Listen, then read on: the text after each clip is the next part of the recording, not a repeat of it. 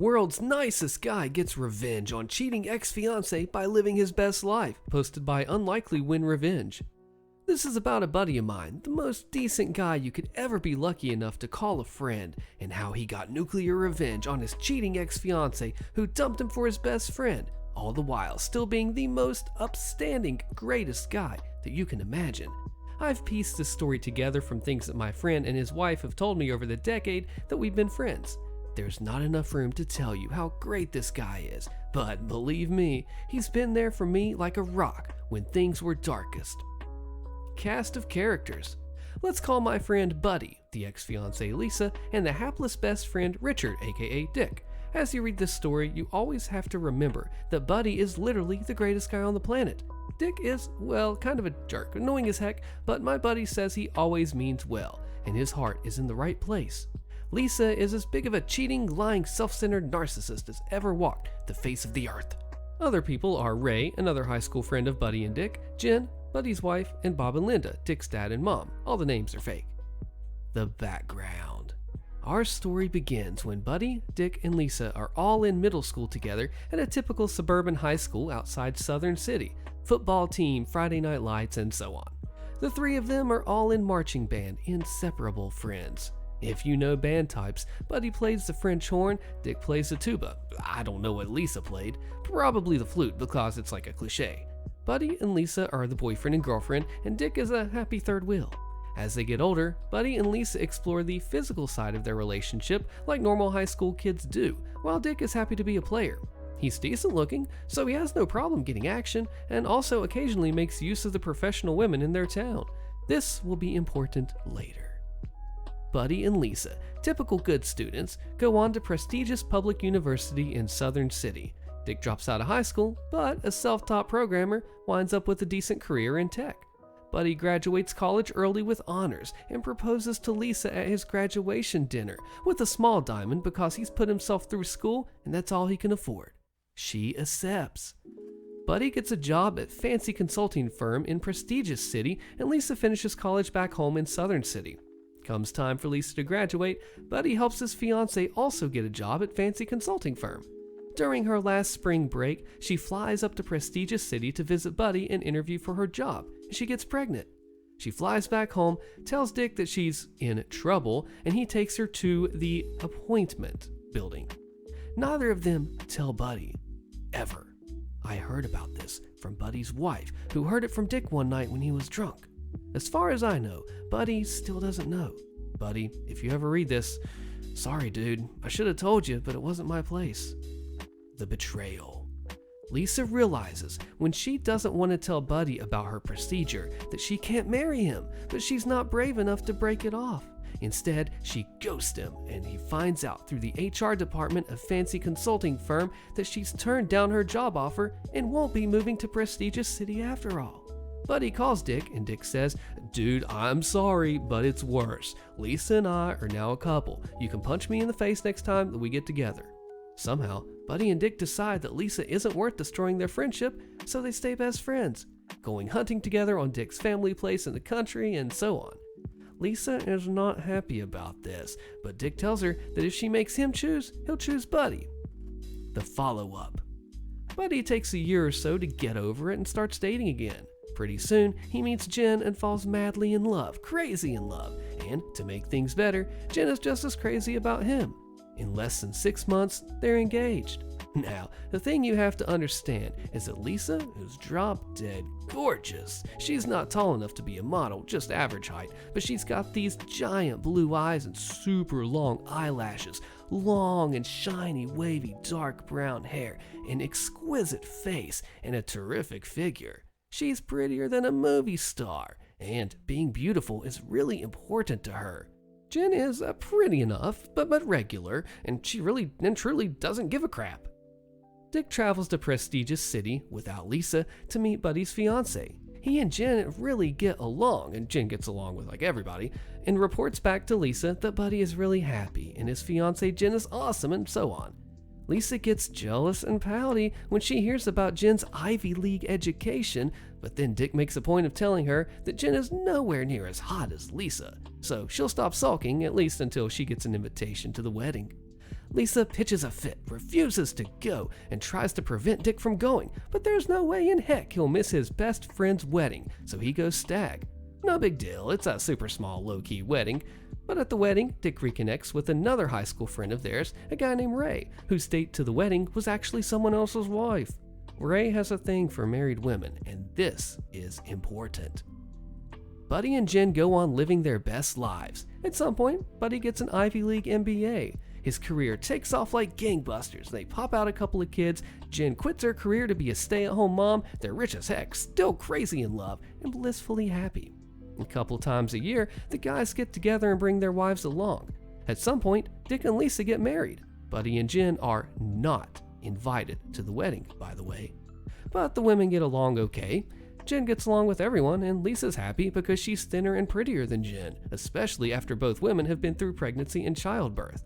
The years tick on. Things get complicated. One day, this is around 2008, when Buddy, Jen, and Dick are all playing World of Warcraft together. Dick gets them on TeamSpeak, a voice chat program, and tells a heck of a story. Dick and Lisa have continued to hang out with Ray, their high school friend who has a thing for married women. He's turned his eye on Lisa, who, even after 3 kids, is hotter than she was in college. She's leaned heavily into the MILF role, while Dick has had enough of her nonsense. He's decided to divorce her 3 times, but each time, when he tells her, she cries and gets all pouty. Then they have one last time, hanging out together. She gets pregnant, and then bam, Dick and Lisa's 3 kids. Ray goes in hard with his practice seduction routine, and Lisa cries to Dick that she just can't stand it, and can she please just do stuff with Ray? They do. Dick watches, goes in for more, and Lisa and Dick's marriage enters its suburban swinger era. Dick gives Jen and Buddy every gory detail over the course of a 2-hour conversation, the swinging, while they're all killing wolves on low-level alts in Elwyn Forest, and Lisa is upstairs with a bottle of wine. It's obvious during their next visit that Dick wants to join in on some fun times with Buddy and Jen, but they're not into that, and after an awkward 5 minutes, things go back to normal. The kids all play together, the women make small talk, and Buddy and Dick hang out together doing the normal things that guys do. Dick tells Buddy that the reason that they're into swinging is that he gets off on watching Lisa being degraded, and Lisa gets off on making Dick feels like he's not man enough for her. This marriage is not happy. But Dick wants to stay married because Lisa's hot as heck. She's got a solid career, and he's a mid-level tech guy with a GED who works from home while he takes care of 3 kids, so he'll never be able to do better. Things get worse. Dick calls Buddy to chat. His marriage has gone to heck. Lisa has, in her words, met the love of her life. She's moved on from Ray and from the swinging scene and is now having an affair with the guy from the accounting department at her job. She's staying out all night. She's ignoring the kids. Dick and Lisa take the kids on a swank vacation to try to focus on their family, and spends all her time crying because she misses her accounting partner and she doesn't want to be there. She doesn't want a divorce because she knows she'll lose the kids. She's drunk all the time, and she doesn't want to have to pay Dick child support. She wants him to let her live whatever life she wants, while he does all the cooking and cleaning and childcare and still brings in 50% of the household money.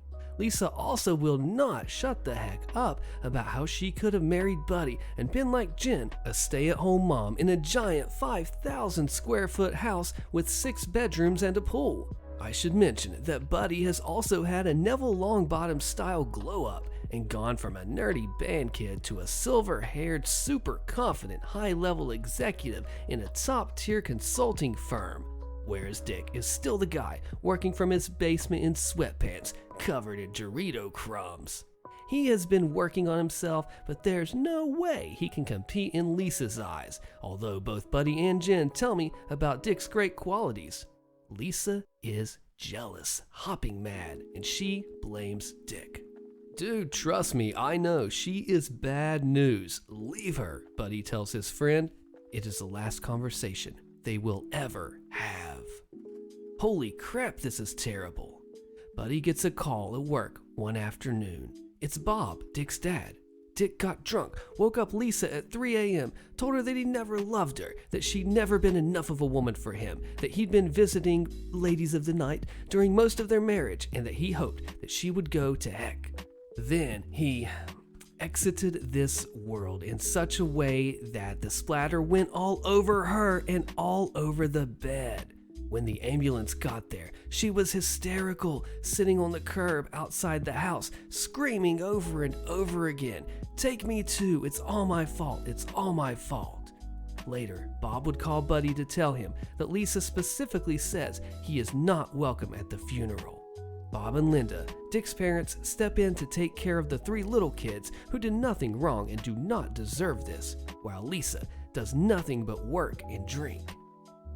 The coup de grace. About a year later, Buddy flies to Southern City to put flowers on Dick's grave and visit with Dick's parents, Bob and Linda. Bob is still in shock, but he and Linda have taken Lisa in as a daughter. Lisa's mom is dead and she's no contact with her dad and stepmom, to try and help her through this as much as they can. Why did Lisa say it was all her fault, and why did she ban you from the funeral? Bob asked Buddy. What don't I know? What's the rest of the story? Why did Dick do it? The moment of ultimate revenge. Buddy thinks for a minute and decides that it will help Bob and Linda to understand the tragedy that happened to their son if they know the full story. So he tells them everything. Bob and Linda have continued to do everything for the 3 kids, and they continue to treat Lisa well because that is best for the children. But the clock is ticking. Lisa's remarried now. When the kids are old enough, Bob and Linda will tell them the whole story. The youngest kid will be 18 soon. Buddy is still grieving over his friend. What did Buddy do to get revenge on his cheating ex-fiancée? For one, he stayed friends with the guy who stole her, letting her know how important she was to him versus the friendship. 2, moved on and married someone smarter, nicer, and less pretty, letting her know how important her best quality, or her only good thing about her, was to him. Had a heck of a successful career coming in number 3, causing her much jealous anguish. Number 4, had a massive glow up between 30 and 40, causing her much jealous anguish. Number 5, had a terrific marriage, causing her much jealous anguish and also letting her know that the problem in their relationship was not him. Number 6, respected her boundaries when she uninvited him to his best friend's funeral, causing best friend's dad to ask the fateful question that, in my opinion, ticks this over from karma to nuclear. Now, proof that living well is indeed the best revenge. Sucks about Dick though, but he says he was the kind of guy who would come to your house when all heck broke loose, clean your fridge and make a 5-star dinner with whatever he could find. Nuclear vengeance wasn't worth the cost. I wish I had known him. If there is a subreddit, and there is, beyond nuclear revenge, this would go there. It destroys the entire life. Dick is no longer with us, Lisa is in shambles, and you just cannot get any crazier than the 6 reasons, I think there were 6, there were so many given, that just point after point not only got regular revenge, but hit where it hurt the most. This is textbook nuclear revenge. My husband cheated with a man, so I ruined his life with a massive 10-year nuclear revenge plan. Click the video on your screen so you don't miss out on this crazy story. Can't wait to see you there.